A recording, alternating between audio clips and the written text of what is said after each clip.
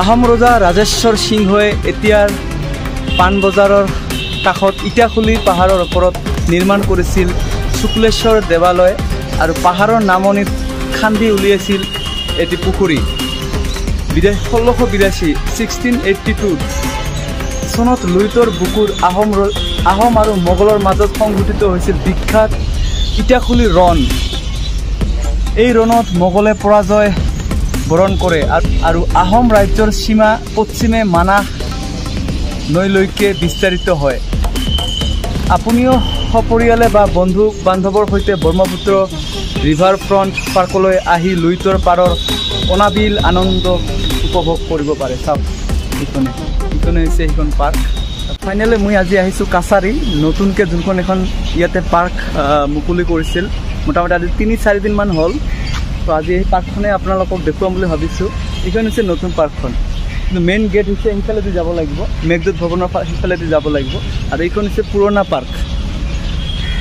park এই পাৰ্কখনত গ'লে actually কি ব্ৰহ্মপুত্ৰৰ ভিউটো ধুনীয়াকৈ চাব পাৰিব আৰু ষ্টাৰ্ট পাৰ্ক হেৰি আছে কপি এখন হেৰি আছে তাতে এইখনত নাযাওঁ বাৰু এইখন পুৰণা এই পুখুৰীটো বহুত হিষ্ট্ৰী আছে কাহিনী আছে কাহিনীটো কম বাৰু অলপ পিছত চব বলক আৰু এয়া হৈছে পানী টেংকি পাণবজাৰ এইফালে আগত আছে মোক যাব লাগিব এইফালে ফুটপাতেদি যাম বলক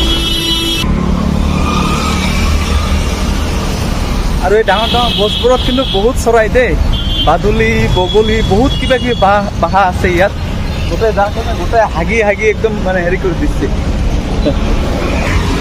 আৰু এনেকৈ ফুটপাতেৰে গৈ আছোঁ এইখনে হৈছে পাৰ্কখন আজি পাৰ্কখনত সোমাম আৰু আপোনালোককো দেখুৱাম বেছি দিন হোৱা নাই এইখন হেৰি অপেনিং কৰা আজি প্ৰায় 3-4 দিন হ'ল তো বলক আজি পাৰ্কখন দেখুৱাম আজি বলক মই অকলে অহা নাই মোৰ লগত ভাস্কৰ আছে এইফালে ভাস্কৰ আগত গৈছে আৰু এইফালে আছে টিকেট কাউণ্টাৰ এজনৰে 50 টকাকৈ ন এজনৰ 50 টকা বঢ়িয়া চবলক এতিয়া টিকেট ল'লোঁ আৰু এইফালে চাওক বঢ়িয়া নাজাৰা চাওক আৰু এইবিলাক চব বাঁহৰে বনাইছে একদম ৱাও গেটখন মজা লাগিছে ৱালখন বাঁহৰে বনাইছে এইফালে টিকেট চেক কৰি বঢ়িয়া ঠিক আছে আহিছে ন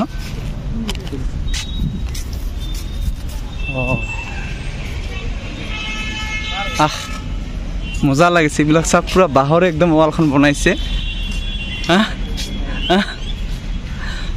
ৰাতি চাগে আৰু ভাল লাগিব ৰাতি পুৰা লাইট চাইট জ্বলি থাকিব পুৰা ধুনীয়া এটা ভিউ আহিব ৰাতি আৰু ইয়াত চাওক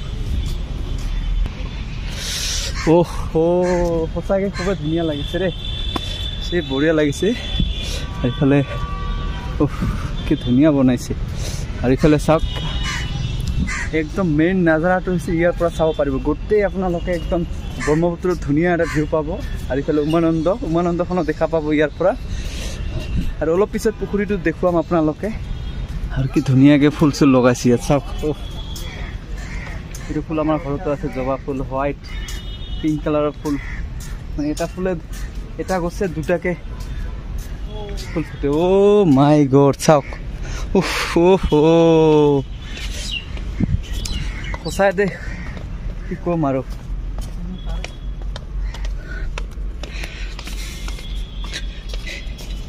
একদম ব্ৰহ্মপুত্ৰখন ইয়াৰ পৰা একদম পুৰা ধুনীয়াকৈ দেখা পায় চাওক এইফালে চাওক এইখন হৈছে উমানন্দ চাওক উমানন্দ আৰু এইটো উমানন্দৰ এইখিনি এটা হেৰি আছে ওচৰত যাওঁ ব্ৰহ্মপুত্ৰৰ কাষত মাই গড চাওক দেখিছে একদম পুৰা ইয়াৰ পৰা লাগি আছে ব্ৰহ্মপুত্ৰখন চাওক আৰু কি ধুনীয়াকৈ এইবিলাক ফুলৰ গছ চাওক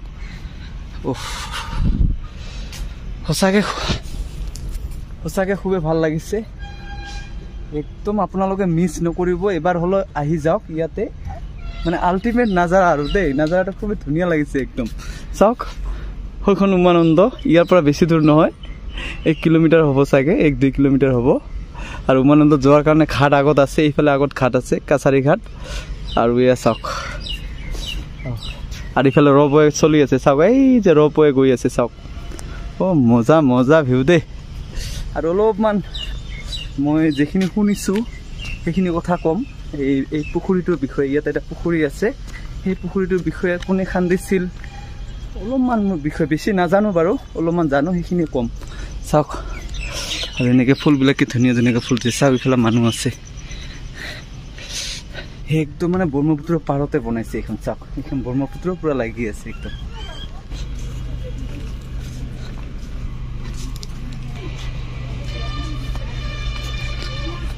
চাওক